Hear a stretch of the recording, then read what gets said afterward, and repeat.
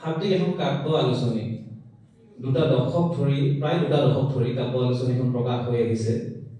আৰু মই জনাত 2010 চনৰ অক্টোবৰ মাহৰ পৰা আলোচনীখন ছাৰৰ হাতলৈ আহিছে আৰু পাঠক সমাজক সুন্দৰভাৱে ছাৰে আগবঢ়াই দিছে তেখেতে এনে এগৰাকী ব্যক্তি যাৰ কথা ইয়াতে মই হয়তো কৈ শেষ কৰিব নোৱাৰো ছাত্ৰ অৱস্থাত তেখেতক কবি হিচাপে জানিছিলো কাৰণ সেই সময়খিনি এনে আছিল সেই সময়খিনি ছপা মাধ্যমৰ যুগ আছিলে দৈনিক অসম কাকতখন ঘৰত লৈছিলো দৈনিক অসম কাকতত ছাৰ প্ৰত্যেক সপ্তাহ বুলি ক'লে ভুল নহ'ব চাগে কবিতা থাকে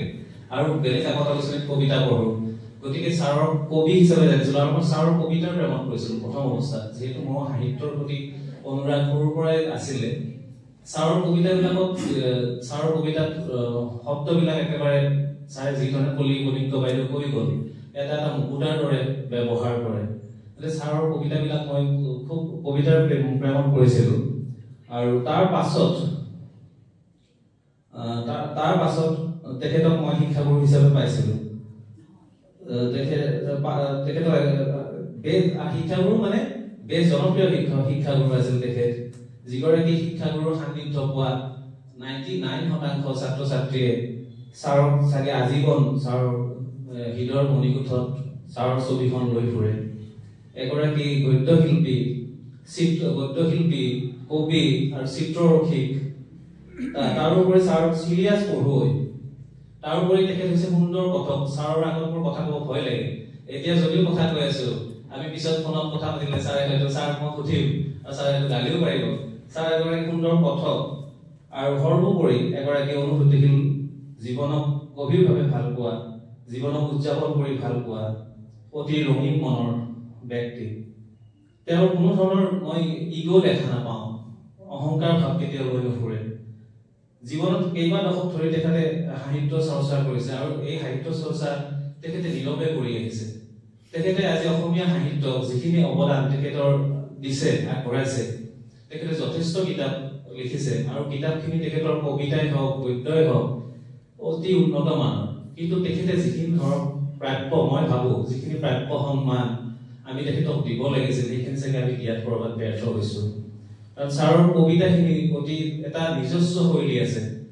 আৰু ছাৰৰ সেই কবিতাখিনি মই কেতিয়াবা ছাৰৰ কবিতাত হিৰুদাৰ গোন্ধ এটা পাওঁ আৰু ছাৰে এই জীৱনৰ সময়ছোৱাত ছাৰ যথেষ্ট নানান ঘাত প্ৰতিঘাতৰ সন্মুখীন হৈছে কিন্তু সেই তাৰ ঘাত প্ৰতিঘাতৰ সামান্যতম এক নিজৰ মুখত প্ৰকট হ'বলৈ নিদি সজীৱ হৈ এজন সফল ডেকাৰ দৰে জীৱন দৌৰত ভাগ লোৱা ব্যক্তি তেখেত এগৰাকী শিক্ষাগুৰু হিচাপে তেখেত ইমান দায়িত্বশীল আৰু এগৰাকী শব্দৰ খনিকৰ হিচাপে তেখেত ইমান সচেতন তাৰ দুটা উদাহৰণ মই দিব বিচাৰিছো দুটা দশক আগৰ কথা স্নাতক মহলাৰ ছাত্ৰ আছিলো মই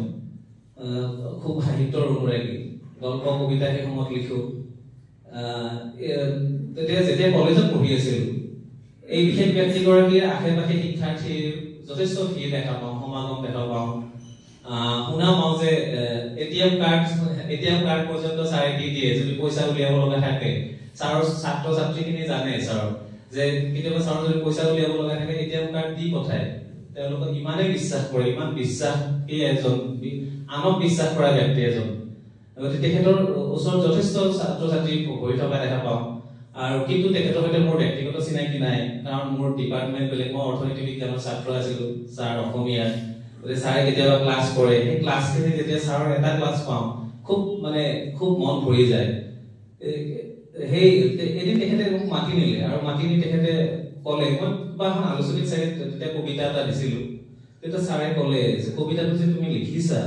কবিতাটো যাৰ কথা ক'ব বিচাৰিছা তুমি তেওঁলোকৰ জীৱন ওচৰৰ পৰা দেখিছানে সেই প্ৰশ্নটো মোৰ গভীৰভাৱে মোৰ মনত ৰেখাপাত কৰিছিল ছাৰে হয়তো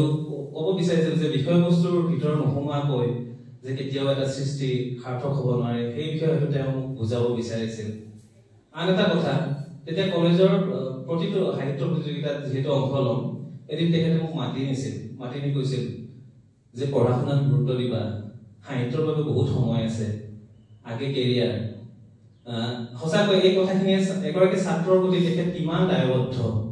সেই কথাটো ভাবিলে মই আচৰিত হওঁ কাৰণ তেখেতে মোক কবিতা যেহেতু বা কবিতা গল্প লিখিছিলো ভাল পাইছিলো তেখেতে মোক কথাখিনি বেলেগভাৱেও ক'ব পাৰিলে হয় কিন্তু মোক চাই সেই সময়খিনিত পঢ়াৰ কাৰণে মই যেহেতু এজন ছাত্ৰ সেই কথাখিনিত গুৰুত্ব দিছিলে আৰু হয়তো মই সেই কথাখিনিত গুৰুত্ব নিদিয়াৰ কাৰণে মই আজি মানে জীৱনত সফল হ'ব নোৱাৰিলো বুলি ভাবো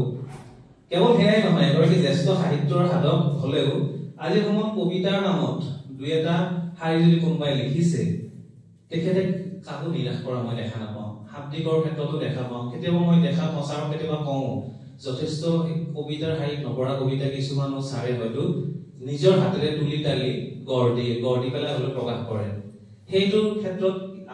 আমিতো কবিতাৰ আমি সাহিত্যৰ সাধক নহয় সাহিত্যৰ চৰ্চাই নকৰোঁ আমি সম্পাদনা বিভাগৰ সৈতে জড়িত কিন্তু কেতিয়াবা ভাবো যে ছাৰে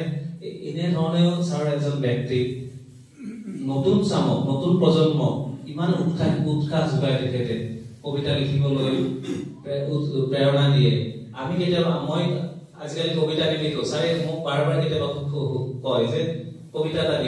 এটা দিবা হয়তো মই কথাটো গুৰুত্ব নিদিয়ে কিন্তু তাৰ পিছত ভাবো ছাৰে যে এই কথাটো ইমান যে কয় সেইটো কিমান এটা ডাঙৰ কথা এজন ছাৰৰ নিচিনা এজন ব্যক্তিৰ কাৰণে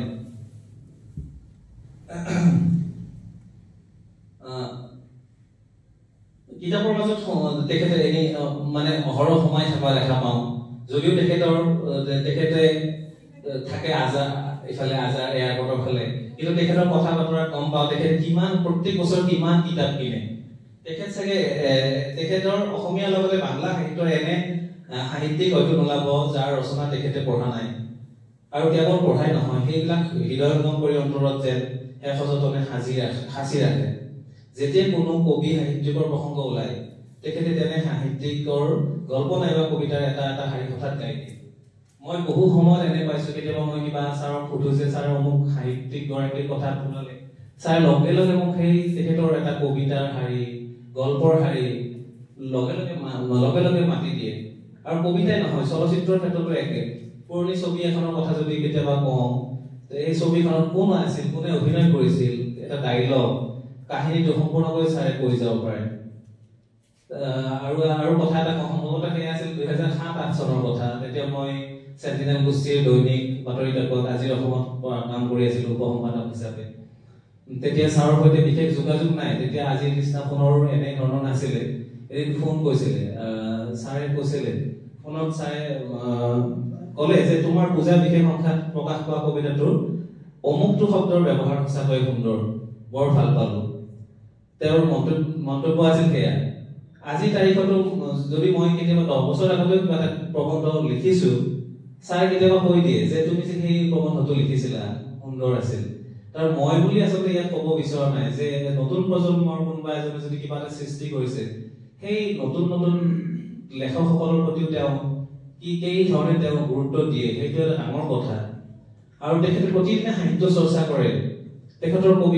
কবিতা মোৰ যথেষ্ট প্ৰিয় মই আগতেও ক'লো কবিতাক লৈ তেখেত যদি মোৰ মনৰ ভাৱ দেই তেখেত যদি কবিতাক লৈ আৰু অধিক চিৰিয়াছভাৱে তেখেতে কাম কৰিলেহেঁতেন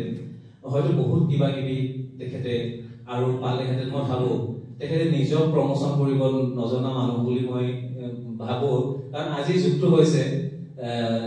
নিজক আচলতে বহুত ক্ষেত্ৰত দেখা পাওঁ যে মানুহে নিজক প্ৰমোচন কৰে যদি